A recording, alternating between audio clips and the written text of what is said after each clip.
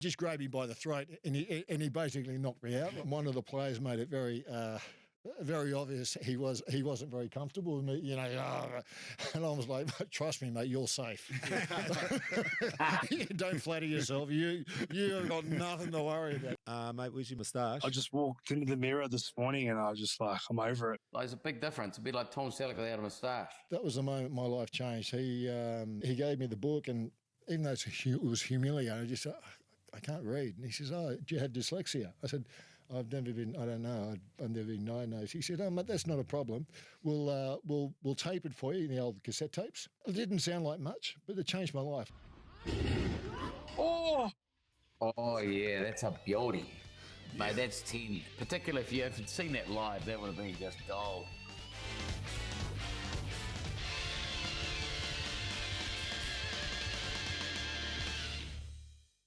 Welcome to Sportscafe. Things are a bit different this week. You've got to have a black T-shirt and no hair to be in the studio. And we've got Macca in New Zealand. G'day. And Connor, where are you? Sorry, Rick, something come up, mate. Mate, where's your moustache? I'm not sure what happened. I just, it fell off this morning. So, no, it was one of those ones where, you know, when, I don't know, oh, you haven't had hair on your head for a long time, so you probably can't remember. But I just walked into the mirror this morning and I was just like, I'm over it. So let's give it a trim. It doesn't take long. It'll be back in a couple of days. So just start again, you know, start fresh. What, without a moustache? Well, it'd be a bit like Mickey Spillane. Why would it be like Mickey Spillane? There's a big difference. It'd be like Tom Selleck without a moustache. Shit, yeah, well, Lenny, you found it. Yeah, that's right. I did it for a boxing mate of mine who won the World Championship the other night, actually. It just came clear in enough time for me to see it. Beautiful. Right, now, and joining us, Manly legend, South legend, Rugby League legend, Ian Roberts.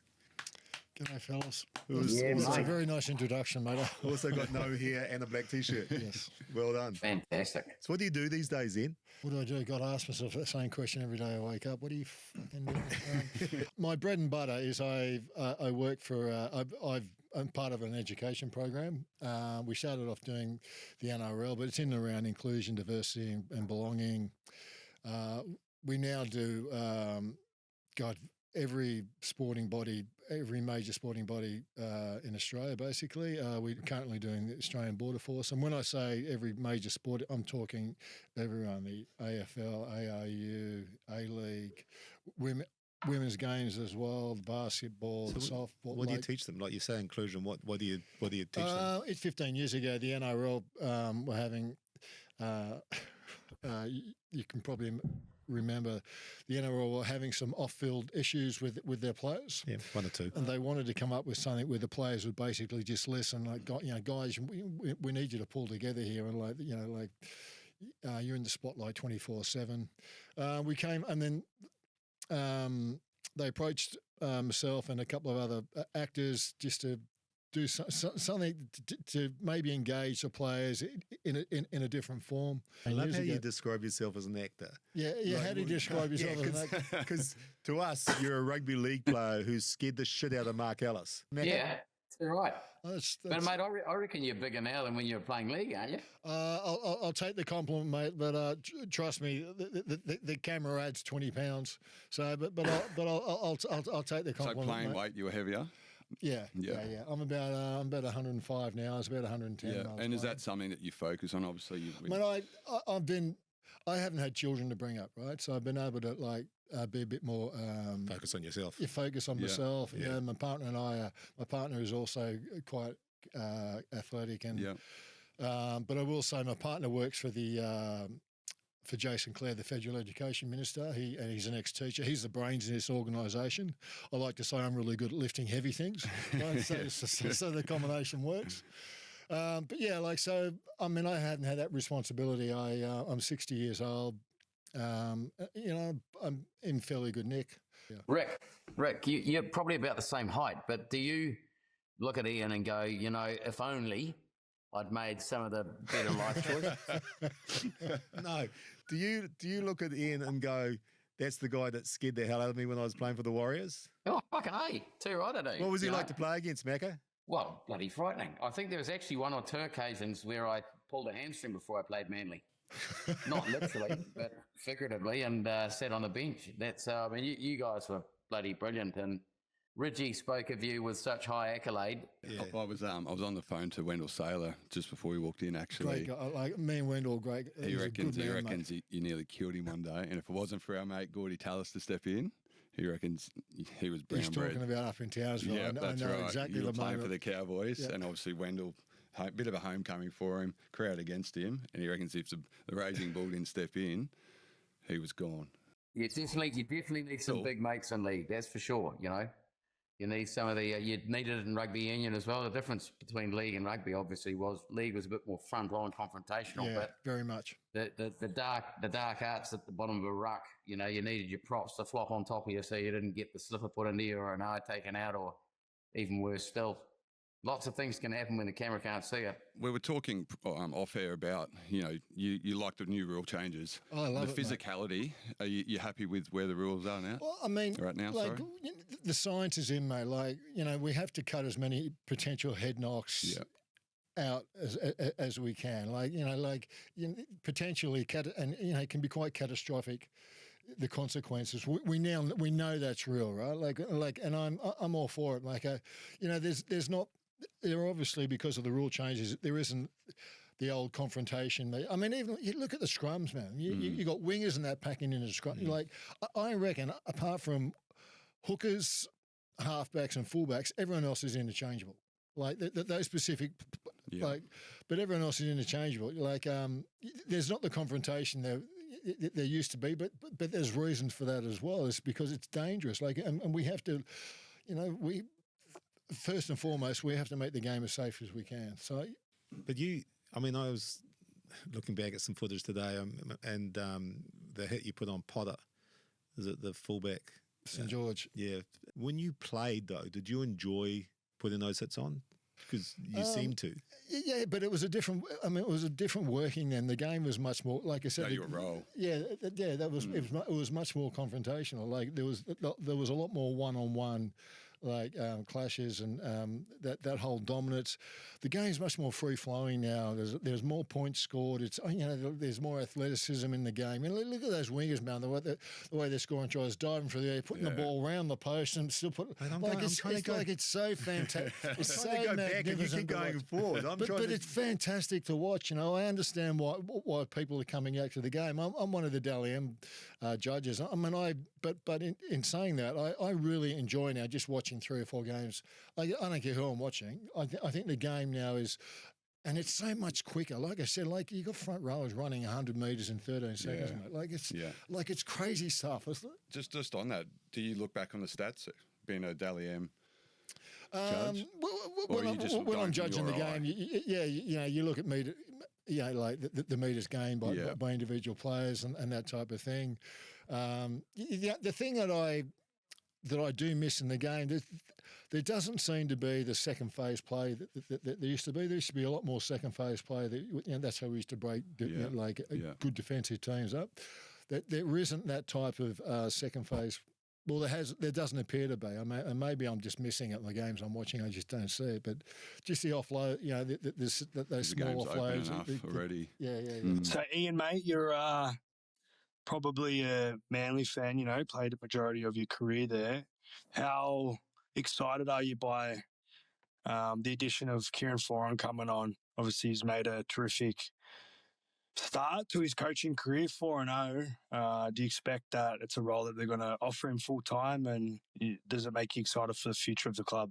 Yeah, I mean, you can't fold him at the moment. Like, I mean, there's, you know, you can only say he's done an incredible job. Like, I mean, the turnaround. I went to the St. George Roosters game on the weekend. I went out there. Oh, you know, I just sounds. I mean, I'm not a St. George person at all. I kind of grew up in the eastern suburbs, but I was never, you know, Roosters supporter. I just really feel for the St. George supporters and like it and the admin and the players. You know, like sometimes you. Hard to put a finger on one person. Yeah, like it feels like it's really. What's a young halfback's name? That Flanagan or Reed. Reed the game. Yeah, Reed. I just felt for the kid. You know, like what a. Well, you think you were unhappy. This is our favourite St. George fan. This was him both before the game and after the game? Lads, we're currently at Allianz Stadium. We're about to play some two up with the boys. But I'm here to tell you, I've got the biggest feeling an ambush is awaiting to happen. I've just received so many signs. The Dragons are winning 13 plus today, brother. Cade Reed, man of the match. 13 plus, brother, 13 plus. Oh my God, when is it going to end, brother? When is it going to end? 12 in a row, brother. We've copped a dozen straight. And we see and we say, it can't get worse. It can't get worse. Well, brother, it got worse. Connor Watson drops the ball, looks at you and says, strip ref. And you said, get up and play the ball. I do feel for the Dragons fans and the players as well. You know, it's I might have dropped the ball there, but I actually felt for the supporters. Like I'm just like, oh, this club is so much better than like it just. God, give them a break, you know. And they got hammered. They actually like, I mean, Teddy, like he's just getting better. Like, oh my God, he's unbelievable. Oh my God, it was just look at Melbourne Storm. It was just incredible. I was just like, oh. But I really felt for the St George players and club. Connor, how do you protect after you have a big win like that? How do you protect against complacency? Yeah, it was a great win. You know, we probably the most complete performance I think we've had all year, Rick. It, you know, every sort of other game that we've played in, there's been big chunks of periods in the game where like we just haven't played well, made consistent errors, and then, you know, defensively haven't been able to defend our line. So I feel like on the weekend it was probably the most composed we'd been when sort of things didn't go our way. You know, at the start there, the Dragons, you know, looks like they go and score that sort of try and they have a bit of momentum, ends up going against them for a knock-on. But I thought the way that we bounced back from that. And then, yeah, we never really let errors compound and six against compound and sort of turn into tries. So, yeah, the boys were happy. Know that there's still more work to do. Like, you know, it was sort of, there's a couple tries there that were disappointing to let in, but yeah, we're definitely trending in the right direction. So it's exciting. They've got you this week, eh? They got the Broncos, mighty Broncos. Look, two teams that have found form. The Broncos have had this Queensland Cup side on the paddock the last couple of weeks. No, with all due respect, Adam Reynolds is on fire, and that's when he plays his best footy when you know the big boys are out. So look, the Roosters, they put 60 on. I know it was the Dragons, but you still got to score them. So Saturday night, Allianz, Broncos, Roosters. Yeah, me v Connor. I'll save that chat till after we verse them on Saturday, and then we'll talk about it next week, eh? Just going back to the old days, because I like the old days. Who were some of your favourite characters that you played with or against? Craig Coleman, Tugger, that was his nickname. He sits at the top. Like he was always a mouthiest, like cheekiest. Now, the first game I played in '86, it was Charity Shield. We were playing St George. Yeah. I was 20 years old. And I was playing against Craig Young, and he was kind of my idol, like coming in. And George Piggins, it was his first year coach, and Gus Gould was playing the second row. He was really the coach. But we had this really aggressive, like, forward pack, and I was just out of my depth. I was 20 years old. I was a quiet bloke. We had blokes like Les Davison, Dave Boyle, Mario Fennick, Wayne Chisholm, all these like crazy thrashing machines, you know what I mean? And I'll never forget, oh my God, this sits like it's been like scarred into my DNA, into my memory. We had a move. I can't believe we called it a move. It was called Henry. And the move was Craig Coleman. It was it was before a scrum. He'd walk through the scrum, and Henry's on. It was for an all in. We were supposed to start a fight. That was the move. Henry. It was called Henry, right? And I'll never forget. I was 20 years old, and facing me was Craig Young, right? And I'm like, fuck. And like Craig's walked, the Tuggers walked through. He said, "Oh, Henry's on." I just went to the water. I'm like, "Oh, this is not going to happen." But in a good way, I saw Craig Young last year at one of the grand final lunch, and we spoke about it, and he remembers it.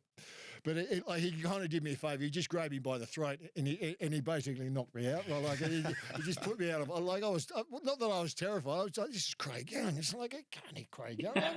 Like he was a bit of a god for me, But like blokes like that, Tugger, Phil Blake was another like exceptional player that was. I mean, he wasn't underrated, but he was just one of those players who could just pull a rabbit out of a hat anywhere on the field. He'd do something, and you just like, how did you score a try out of that? Yeah. Wasn't too bad on the chin-ups either, wasn't he? He used to strap like a 20-kilo bloody weight and do the widest chin-ups, and he'd do like 20 or 30 of them. You know who else was a freak like that was Des Hasler. Really? Oh, mate, it was it was like a thoroughbred horse, mate. Like it just not an ounce of fat on him.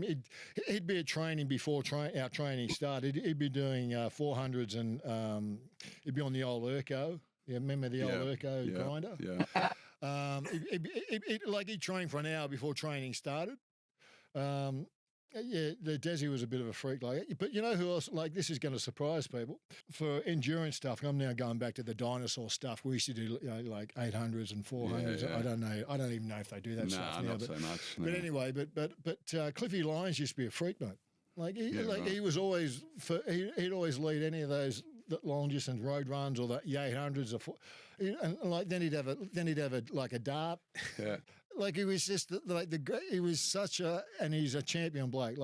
He was just a champion bloke. Yeah. But like all those blokes that are fitness freaks, they've always got time when they got the ball, right? Oh, yeah, and that's probably why.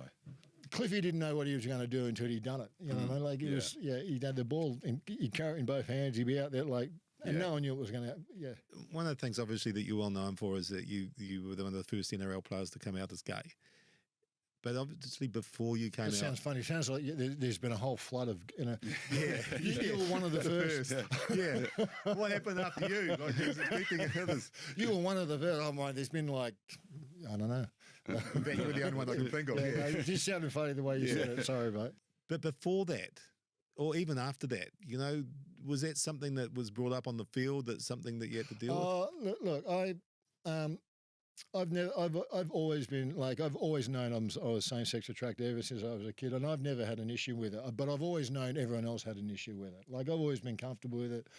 I had through my teens and that I always had boyfriends and I came out to my family a long time before I came out publicly. I mean, even George Pickens, like at training one day, it would have been 86, 87. He just kind of pulled me aside. He said, and he was doing it for all the right reasons. Like, if it sounds like I'm criticising George here, I'm not. I love George. Like, he was doing it because he was generally thought he was trying to protect your well-being profile. Yeah. I don't even know. Like he thought, and we're now going back to the mid 80s. But he just pulled me saying, mate, there's been a lot of stories about you've been up on Oxford Street and that, and. It mightn't be very, very good for your reputation and that. And I just said, but I just said, in George, am I playing good footy? And he said, you're playing great footy, mate. I said, well, mate, that's what I'm here for, mate. Like, and he was, and to George, it's like, George was like, you know what, you're right. Because I was like quite open with it myself and quite honest. Like everyone at South knew I was gay. Like, it was just almost like the worst kept secret in rugby league. I wasn't. I used to bring my partner to functions and that. And I used to joke about it as well. There was a state of origin. We'd won the game, and anyway, I'd just come out, so it must have been about 95 or 94. And one of as I got into the shower, and that's in the old shower rooms where these shower heads off the wall, like a dozen shower heads off the wall, all in one room. I got in, and one of the players made it very obvious he wasn't very comfortable with me, and I was like, trust me, mate, you're safe. Don't flatter yourself. You have got nothing to worry about. But even he saw the funny side of it, and we've since become we're good friends. Do you think it's easier or harder now for people to come out just because of the social media? As sports people, everyone's got a journey. Everyone's got a voice, right? With social media and there can be some fucking pricks out there, right? Yeah, exactly. I mean, women's sports all over this, right? Like women's sport are like when I do any sort of public speaking, the women's sport are like I feel fraudulent. Like, what do they call it? Imposter syndrome. Yeah. Gotcha. Like I feel fraudulent being there because the women's like heterosexual, bisexual, like lesbian, they seem to be totally fine with it. There's not an issue. Men's sport, it's still an uncomfortable, awkward subject matter, and for men to be vulnerable sometimes and just to open up about stuff like that, it can be quite difficult. I'm not going to say it's any easier now or harder. Yeah, there haven't been. Isaac Humphries came out in the National Basketball League about 3 years ago. Josh Cavaliero came out in the A League while they're still playing. Apart from those two men, there's been no one else while they're still playing. Like, no one in our NRL's come out. Like, I came out when it was like the ARL. That's how long ago. But I'm not even. It's still a difficult. I don't know. They obviously don't feel safe, and that's kind of disheartening. Because when you look at the LGBTIQA plus community, like.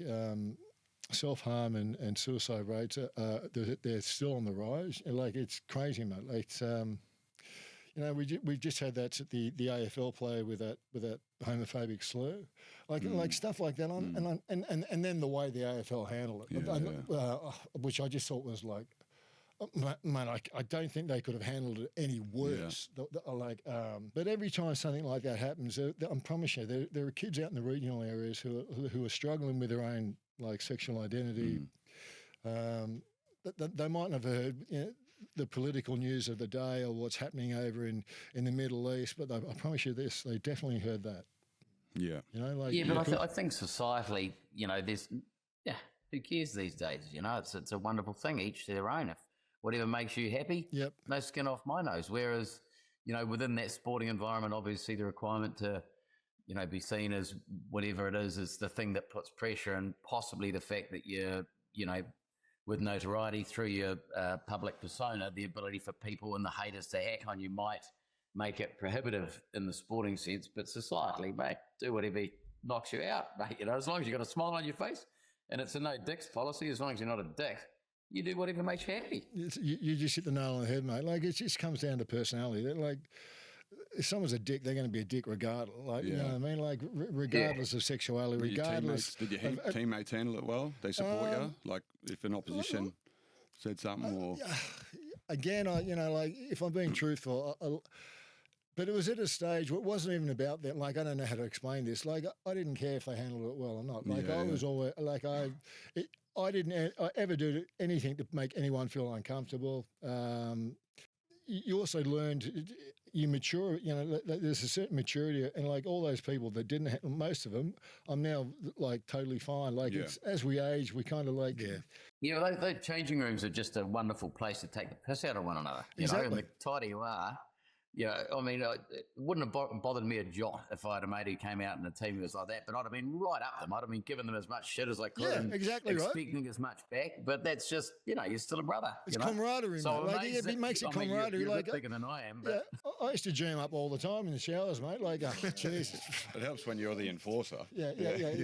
When you're at the peak of your powers, Reggie wouldn't have been quiet. Matthew Ridge, he would have been giving you a bit of stick, wouldn't he? Oh, Reggie was always like that. But like, it's... when someone's like affectionately joking about it, like you can tell they don't give a shit. Like, just like, fuck, Yeah, he's a beautiful soul though. He's a nice soul, Yeah, I was just going back to the enforcer. When you had your matchup, who was the man that you said that you knew you had to come up and be on your A game, like whether against your Big Gordy or Tony Carroll or. Like when after I got to about 24, 25, and I was really comfortable in my own skin, and I had that you call it enforcer, but that rep, I felt, I didn't ever feel like I was being challenged. I felt confident in my skin. When I was a much younger bloke, like playing against guys like I said about Craig Young before, I played against Les Boyd. Like, I played against Les Boyd over in England. Like, that was terrifying, man. Like, he had such a reputation. He was playing for Warrington. I was playing for Wigan, and we were playing the John Player final in the trophy. And I'll never forget. It was like only 5 minutes into the game. I tackled him, and he got up and he played the ball. Then he grabbed me and he just headbutted me. He split all my nose. I had ended up having like 40 stitches put in my face. And I remember thinking, like, for anyone, like anyone's played like like physical sport, they will know what I'm talking about here. I was like, I didn't know what to do. Like, I'm like, like the whole Craig Young thing is like, it's just Les Boyd. Yeah, I was so in awe of Les Boyd, not in awe, but like of his reputation. I'm like, you know what I mean? Like, did you come off? And I think, I had to come off because I had to get stitched, but we ended up winning the game.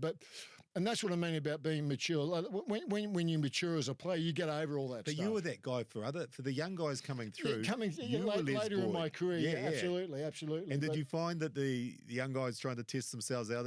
Oh yeah. But that's all fun. That's that's just like the old bull and the young bull, isn't it? It's all part of the game. Yeah, right? it's all, Yeah, and like I can remember some classic State of Origin games where that went to another level in terms of that physicality. Yeah. As a physical player, how much to enjoy? The State of Origin is this whole other thing. Like the half is gone. Like you run on, it feels like, and then the ref's blowing for half time. You think, like it almost took me a couple of years to get used to playing State of Origin. That speed of it and the way because it's such another level. Like every player is dangerous. Like every player has a bag full of tricks and they can pull a rabbit out. Or like the other question for me is, how did you go from being this incredibly physical, aggressive rugby league player to then becoming an actor? I had always been part of the ensemble at school, like part of the acting ensemble at school. But you're saying about me being same-sex attracted and how I dealt with that. I suppose. Was it harder coming out saying you're an actor? No, it wasn't. No, it wasn't that. I was diagnosed with dyslexia in my mid-30s, right? But before that, I was just like growing up in school. I couldn't read and write, right? So I always felt dumb.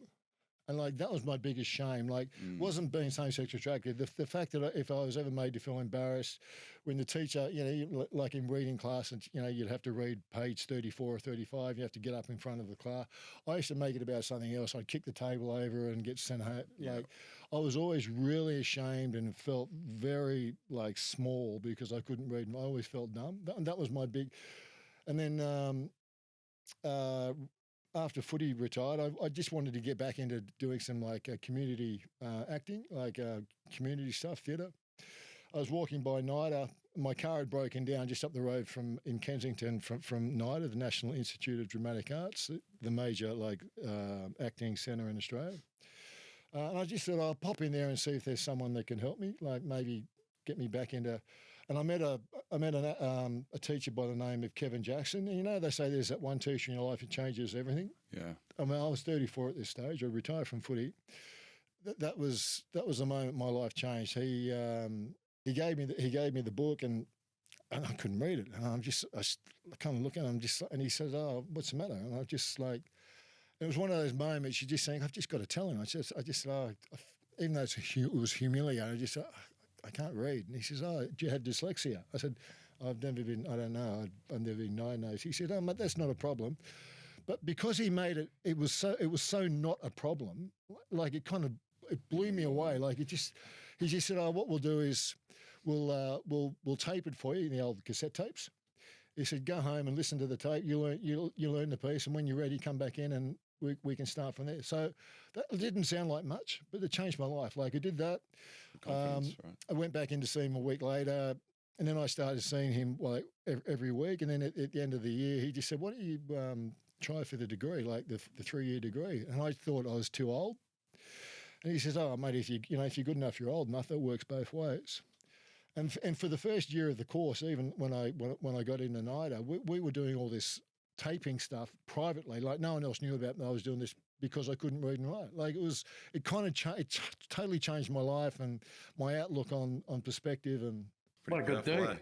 Yeah, awesome. Kevin passed away about 12 months ago. But it was one of those moments, just like, and it really became one of my strengths. Like that weakness about of that fear of not being able to. It ended up being like a real positive for me. Up on stage and. Yeah. different way of learning, I guess. There's a strong believer in fate. Like everything at the right time happens for a reason. You know, people come in, the sliding doors things. I've always been a strong believer. If some shit happens, don't worry, something good's around the corner. It's just the way that you view it, the way you see it. And so I love those stories. That's a good perspective, mate. Yeah. So you still follow on with the acting now? Listen, guys, I love acting. I mean, but I've got to be honest. If I had to survive on my acting checks to feed myself, I'd go pretty hungry. You know what I mean? But I mean, I do get work. I still do theatre work, which I love. But there's no money in theatre. But I mean, occasionally I'll get some TV stuff, and I love it, mate. But I'm, what do they say? 1% of actors make it. So. What's your favourite role that I've done? Yeah. TV wise, I don't know if you've seen that Mr. In Between. Yep. It's such a well written show. And some Shakespeare stuff that I was part of an ensemble after I came out of NIDA. This is like 20 years ago that we did the Shakespeare stuff. I know it sounds a bit dicky for me to say that, but no, not at all. Yeah, but it was that was quite an experience. Yeah. I mean, they say, sports people are of a certain type and stuff like that, but you're nothing like the idea of what a normal rugby league player is. You've got much more complexity to you. I would push back against that. I would say there's, like Mark Carroll, like he's part of a band. He plays the guitar and sings. He's actually quite a good. I know this sounds. Anyone knows Spud. Yeah. Like you would never believe it because his voice when he talks sounds terrible. Right, but he's actually quite a good singer. But that's my point. Is like we see these sports people and we go, well, they're all the same, But the reality is, once they get out of their environment or get to express themselves, there's a lot. I think the biggest thing is we're shocked when someone does someone different. Yeah. Like, why should we be shocked? Because what's weird, what's normal? Well, you've all been part of teams. Yeah. Do you feel when you're in a team environment, you've got to conform to that team environment? You've got to sort of suppress certain parts of yourself because you're part of a team now. You're working for a greater good. The greater good, and the greater good is the team. And it's how that team performs, and you got to commit to it. But I also think the whole well-being process and that the way that's been introduced, particularly, I'm just going to say rugby league. I don't know what it's like in the other sporting fields. There's been a real basis and focus on well-being for the individual outside of league and other interests, which produces better performances on the field as well, if that makes sense. That's what Darren Lehman says to me. If life's good off the field, on the field will take care of itself. And it's not a fucking true saying. I tell you, he's doing incredibly well at the moment. And I just want to play this clip first to set it up. Is coach of the West Tigers, Benji Marshall. He's doing an amazing job. And I got an insight. I was watching the Tigers documentary on YouTube about their pre-season. It gave a bit of an insight into why he's doing such an amazing job. Boys, hey, to the players, and I don't throw out shit lightly. That's the fucking best effort as a player and as a coach that I've ever been involved in from a group of men. And I mean that because from the day we got here, probably 3 a.m. wake up for a lot of people on Tuesday, to be fucking pushing through at the end there. No sleep, different food for a lot of you guys, no family, only each other to fucking rely on. To be pushing, boys, and have constant energy, it's draining, man. To have to be upbeat and always have energy and communication, that's fucking hard. So if you can do that, what you've just done now, these are the moments we've got to reflect on, boys, in the season when things get hard. It ain't fucking hard. What you've just done here is hard. Yeah, and if you're tired in a game of 80 minutes, you just did fucking 3 days of it. And the key to it is your comms and your energy will get you out of anything. So that's a good insight into how he communicates to his team, how he relates to them. It's great, right? That's why the game has, like the science is in. Like that's why it's progressed so much, because they're looking at ways for players to improve across all aspects of that player's life. Like it's wonderful. That's quite heartfelt. That's moving. It's like it's really nice to see and for other people, the general public, to see that, like, when you create a culture, you're creating a family environment, you know, yeah. Who are the best coaches in your two careers? The sports people. This is going to come as a bit of a surprise because he had a bit of a bad reputation publicly, but Bob Fulton was really good for me. I had Lowy as well. I had Lowy at Manly. I mean, God, I'm still like really good friends with Lowy. I mean, I spoke to him yesterday. I had Lowy at Wigan and Manly. But I would say Bobby Fulton. But I then went to the Cowboys and Tim Sheens. And Tim, like, I was captain of the club there. That was quite an experience. That was quite a wonderful experience for the 2 years I was there. That was. Why were they so good? It was kind of that new class of coach that was bringing in, creating a culture and building a healthy culture, not just in a rugby league. You know, that bringing in players' families and like that's all part of this. You know, if a player's happy off the field and privately, 9 times out of 10 they're going to be performing much better. He was the first coach that I played under that really kind of understood the philosophy and the psychology in that. Well, I was just going to touch on, like, speaking about families, Buff would ring your partner first to check in on how I'm going because he sees me every day. But do I have the balls to tell him, am I struggling? He knows if I'm flying, but he'll check in with my missus, right? And he never taught me how to play a cover drive, but the cricket IQ or football IQ, which is what we need now, is so vital. But like I said, if life's good off the field, on the field, it's a walk in the park. And even if you have a shit game, but you won, you didn't dwell on it. And I think the world we live in now, especially with all the social media, people dwell on every comment. But mate, it's a powerful message. IQ, footy IQ. Yeah, and like it's not just about, you know, the field that they set with the bat and ball. It's about how they structure training, your well-being. Do you need a recovery day? Because we've got all this sports science, you think you got to fucking run, tackle, do whatever, but you know, rest is just as important. Yeah, you've got to have that EQ these days, eh? Like, I mean, we, even back in the day when we were playing rugby, we had a coach who we used to call the Riddler, and he was a one-eyed detective with a moustache. And he would come over and just sit beside me and say absolutely nothing and then look at me with one eye. But I just needed that little interaction before each game, no matter what it was. He might, you know, do something that made you laugh. But the EQ, you know, that's the imperative in today's society. Give me a kid who's streetwise over bookwise these days. They all come out of university being able to say the same thing. It's the one who's got the glint in the eye, the one who's going to zig when they're zagging. And you don't get that unless you're emotionally, you know, on the bar. So that's where the money lies. That's where the good times lie. That's where love and family lies. Yep, spot on. Yeah, man management for me. And Ian, what about the state of the game at the moment? It's a little bit different to, I guess, how it was when you played it. Probably a bit more physical when you guys used to play. You know, things were probably a bit more legal, all different forms of things. You see the game today, it's probably a lot more scrutinised. There's a lot more rules. What do you make of it? It was a lot more confrontational, but, you know, like scrums. I mean, even scrums, like, you know, there was a chance of winning the ball, you know, against the feed, you know, like, so there's that uncertainty that's been taken out of the game. You know, if you're feeding the ball nowadays, you win it, you know, and that's what I was saying before, like, they got wingers and centres packing into the scrums because there's been so much science and the game's just quicker and the rules and the rule changes have been made to produce a faster game. I think the game's much more in it. You know, there's a lot more tries scored, and I don't know if people think that's a positive or a negative. I think it's a positive. I think it's because people like to be entertained.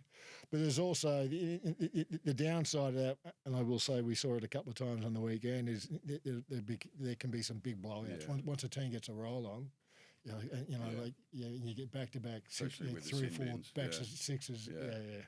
Do you ever miss it? Like, do you ever look at the game and go? I used to. What comes with the culture is that camaraderie. That it's like when you first retire. Like, it's such a shock. Like the first couple of years out of the game, you feel lost. You feel like, God, have I already peaked? Like, have I peaked in my life at 34? That's it. Like, you know, there's, you know. Did you peak at 34?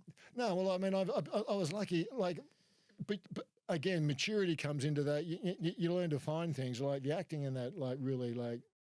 was really good for me personally. Like, it's kind of filled that void. I've since gone off on and had other tangents in and around acting, but creatively that have been good for me. But the first few years were quite. Just finding your own way, or finding your own. Yeah, that's a good way. Like your sense of purpose. And to think like, and I mean that quite seriously. Like, I remember having those thoughts. God, is that it? That's. Did you make the right decision? Yeah. Like, am I doing? Yeah. Yeah, but I think the good thing is that these days there's a better support infrastructure around people who are finishing playing the sport. Not ideal, but there's studies that show that when the average working man reaches retirement at 65, it's the same mental effect as finding out you've got a terminal illness. Now you bring that forward to a 30-year-old or a 32-year-old with no other life skills to deal with that, and you can see how daunting it is. So I think it's an imperative for those people who are, purporting to be supporters of, youth coming through into the game, that there's definitely some vision and backdoor and how to get into a career. And I think there is more these days than perhaps there was when we were playing. And I think that they're still improving on that too, with the whole well-being after retirement, and that, like, that's a whole line. That's a whole other class of education that's just now kind of there's more focus on that, and the organisation, the corporations, the sporting bodies are aware. We need to be looking after these guys, and we need to be training them, and yeah. What's the one thing that people talk to you about the most? When they come up to you and see you at a game, or what's the moment? The nicest thing is like having had a profile like. It's just for people to say, "G'day, Robbo." Like it doesn't mean like, but that acknowledgement, it's like you feel like it is always like if someone smiles, it's almost like a pat on the back. It's like just you've made a good impact. Yeah, whatever on your Robbo or whatever, and then from across the road, those type of things. Like it's whenever someone calls me Robbo, it's always footy related, right? But it's but it is quite like we've all got egos, right? Like, and sometimes egos get out of hand, but I'm just saying it's not like it's nice to be acknowledged. And, that I always appreciate. It's always a compliment when someone says g'day, And some guys are making a documentary about your life? It's kind of based loosely around my life, but it does focus on a young guy that was murdered, Aaron Light. But yes, it is kind of based on my life. That was kind of, but that moment in my life would be the most jarring for me. Can you explain that? Aaron was a young kid who was murdered. And it sounds awful, by a man named Fred Ricks who had sexually abused him. But the connection was Fred Ricks had also sexually abused me as a kid as well. And so you've made a documentary about rugby league, but also about the way that affected me at that time. That would have been about 95, 96, 97. Aaron disappeared in 97, and his body was found in, I think, 2003. And just the way that affected me. Yeah, it must take a lot of courage to tell that story and to share that story. I don't know if it's courage, but it's been a long time, and it's and out of fairness to Aaron, like he was, it's out of respect for Aaron, really. Like, and then there's a couple of other young guys that disappeared at the same time that they're sure the same man. So when does this come out? When? It'll come out Mardi Gras of next year. So Oliver Foran is cycling from sea level to end up climbing Everest in 60 days, and we're now going live to the a Sherpa's hut on the side of the Himalayas. Oliver, you've come this far. Any times you've asked yourself, "What am I doing?" Yeah, there were a few doubts more on the bike than anything. Now I'm up here, I feel kind of a little bit more at home, at peace. There was one day towards the end of the bike leg where I just remember it was the first time I climbed 2,000 meters in a day, and I got halfway up this mountain, and I was just like, I just didn't think I had anything left, and I threw the bike down and lied down on the side of the road and just kind of let myself have it for about 15 minutes, and then my team were awesome. They got behind me and like, "Mate, this is part of it. This is what you signed up for." And then that's just when I started digging deep and remembered why I'm here, for youth mental health for my mum. And we just, kept going forwards, kept pedaling, and ended up getting that done. But that was pretty close to break point for me, definitely. Ollie, you've got Everest in your sights now. How does that feel? Yeah, obviously it's daunting. And for me, it's a lot of like management around getting there, not too tired, not too fatigued. But I'm really positive on it. Like we've done the logistics, so I will have a little bit of time to rest before I attempt Everest. And also, I'm climbing with one of the best Sherpas on the planet in Gelji. So I will be leaning on him quite a bit when I am fatigued. But I think I just got to stay positive, mate. Like we've made it this far already, and it's incredible to be this far into it and still be feeling okay. So in my mind, once I get to Everest, it's just the next phase, and that's just what I got to focus on then and there. Hey, Oliver, just wanted to get an understanding on what it means for you to climb Everest for the first time. It's, I guess, something that everyone probably looks at as a kid one day, something that they want, everyone talks about climbing Everest, but you're actually about to go and do that. How does that feel? Yeah. Oh, I'm psyched, mate. It's been a lifelong dream of mine to climb Everest, and now to actually have the opportunity to do so is just, it's incredible.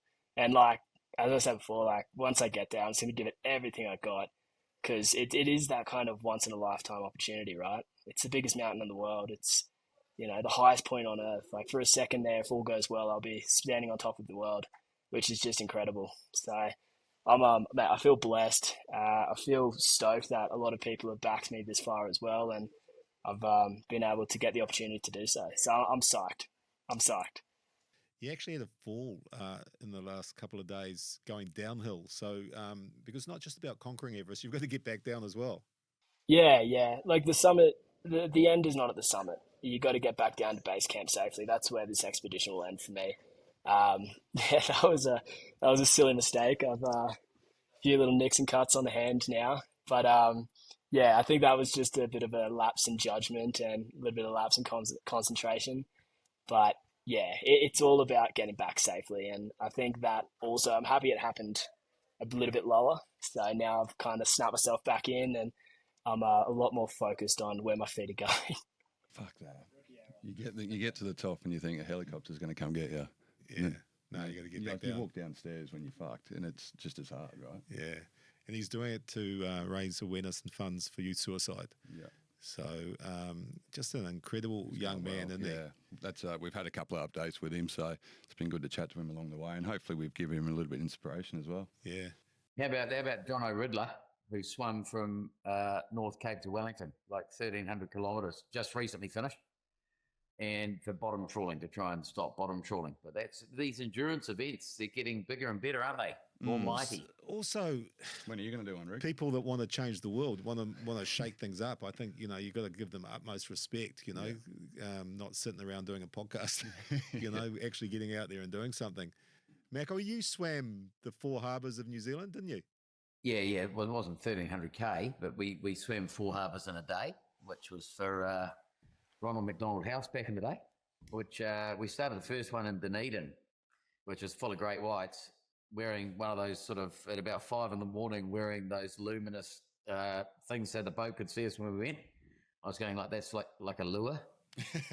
And I swam with a knife on my leg, and the guy said beforehand from the media, "What's that for, to stab a knife?" And I said, "Fuck no, I'm stabbing a mate, and I'm going to let it swim off if a shark comes." It was terrifying. Dunedin Harbour was scary, and then we did Christchurch, Wellington, and Auckland. So it was only 12k, mate. It's not endurance. It's a good effort. Well, just before we finish, and we do a special bit here where we look at some of the big clips that are going viral on social media, and we give them a score out of 10, because sometimes things go viral and they don't deserve to go viral, and sometimes things do. So we rate them on athleticism, whether they're real, and whether they're entertaining. So the first clip on the sport of social. The sport of social.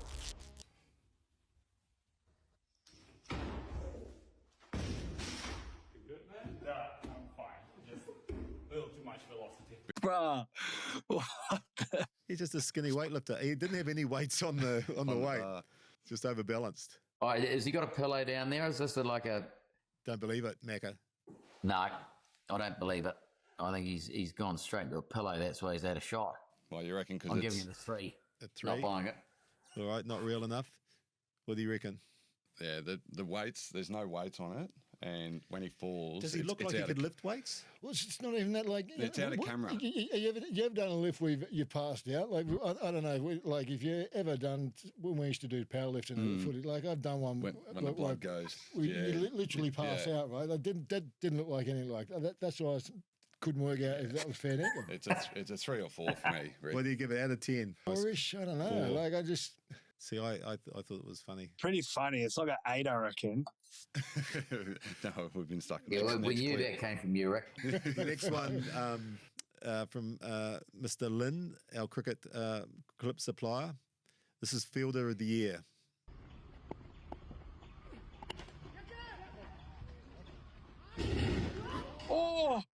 Oh, yeah, that's a beauty.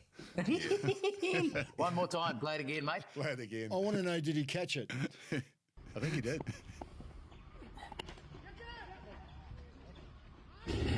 Thought it was Robbo running through a brick wall. Yeah. State of origin. It's better than the other dude because it's just purely putting your body on the line. So I'm going a 9. Right, that's good stuff. That's up there for me. That's a 9 for me. Yeah, it's about 8 or 9 too. His spatial awareness could improve, but I just want to know if he caught it.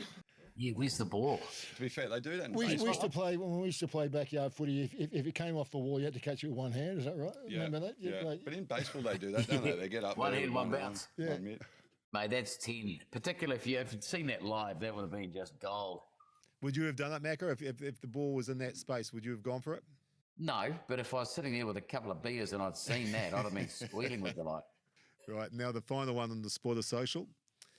This is my favourite.